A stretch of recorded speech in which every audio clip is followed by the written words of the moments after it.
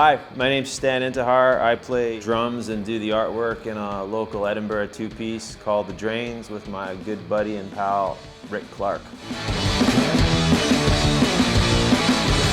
So people think they have an idea of what the Red Hot Chili Peppers are now, and it's like over 20 years since I went and saw them. When I was, whatever I was, 21, 22 years old, and this car shows up in front of our Montreal flat, half black, half green, filled with a whole kind of weird selection of reprobates. Myself and Julian get in the car, not knowing what our future is going to hold. We get down, cross the border. We end up in this high school, a high school. I mean, it's a proper hardwood floors, like something you'd see out of Greece, and see this band that was just really kind of on the ascension from their humble beginnings in the early 80s in Southern California.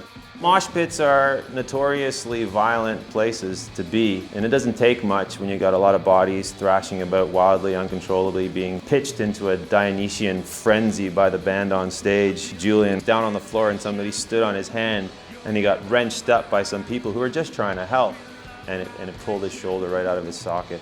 But he does curling, or used to do curling, and I remember a couple of times in the years since that injury at the Chili Pepper concert, his shoulder popped out just curling, which meant that he didn't get selected for the Canadian squad eventually. So his hopes as a curler went down the tubes as a result of that gig.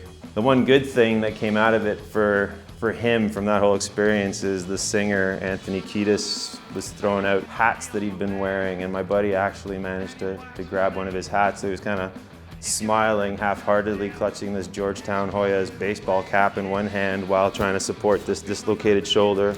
He found it really hard for the next few months, but he had Anthony's hat.